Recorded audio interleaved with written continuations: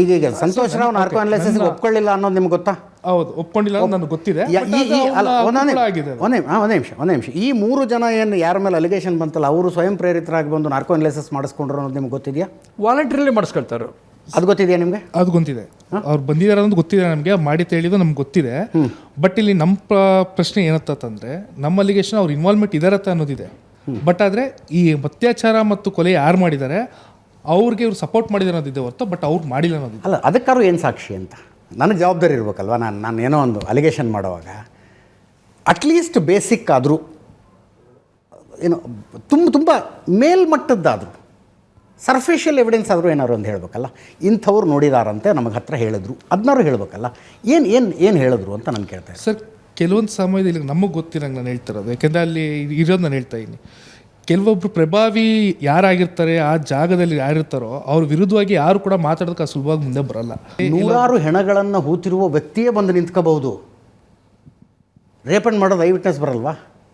What are you talking? 100 ಹೆಣಗಳನ್ನು ಹೂತಿದ್ದೇನೆ ಅಂತ ಒಬ್ಬ ವ್ಯಕ್ತಿ ಬಂದಿದ್ದಾನೆ. ಈಗ ಪ್ರಭಾವ, ದುಡ್ಡು, ಅಧಿಕಾರ ಎಲ್ಲವನ್ನು ಎದುರಿಸಿ ನಾನು ಹೇಳ್ತೀನಪ್ಪ ಅಂತ ಅಲ್ವಾ?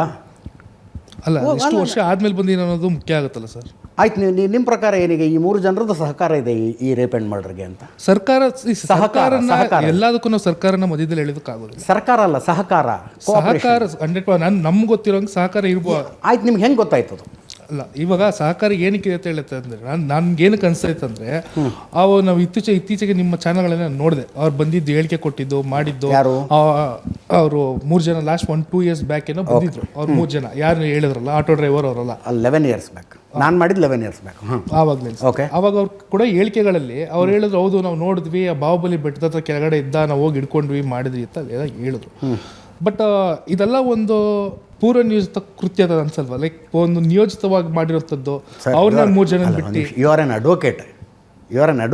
ಈ ನನಗೆ ಹಂಗೆ ಅನ್ಸುತ್ತೆ ಅನ್ನೋದ್ರ ಮೇಲೆ ನಿಮ್ಮ ನನಗೆ ಅನ್ಸುತ್ತೆ ಪ್ರಶ್ನೆ ಅಲ್ಲ. ಪ್ರತಿಯೊಬ್ಬರಿಗೂ ಈ ರೀತಿ ಎಲ್ಲರಿಗೂ ಅನಿಸ್ತಾ ಇದೆ. ಏನಕ್ಕಂತಂದ್ರೆ ಈಗ ನಾನೊಬ್ಬ ಅಡ್ವೊಕೇಟ್ ಆದ ತಕ್ಷಣ ಸಾಕ್ಷಿ ಆಧಾರಗಳನ್ನ ಇಟ್ಕೊಂಡೇ ಮಾತಾಡಬೇಕಾಗತ್ತೆ. ಇಲ್ಲಿ ನಾನು ನಿಮ್ಗೆ ಕೇಳ್ತಾ ಇರೋಂಥದ್ದು ಪ್ರತಿ ಜನಸಾಮಾನ್ಯರು ಕೇಳೋಂಥ ಕ್ವಶನ್ಗಳು ಅಲ್ಲ. ನೀವು ಜನಸಾಮಾನ್ಯ ಕೇಳೋ ಪ್ರಶ್ನೆ ಕೇಳೋಕೆ ಇಲ್ಲೆಲ್ಲ ಇದ್ದಾರೆ. ತಾವು ಅಡ್ವೊಕೇಟ್ ಆಗಿರೋದ್ರಿಂದ ತಮ್ಮಿಂದ ಇನ್ನಷ್ಟು ಸ್ಪೆಸಿಫಿಕ್ ನಾನು ಬಯಸ್ತೇನೆ.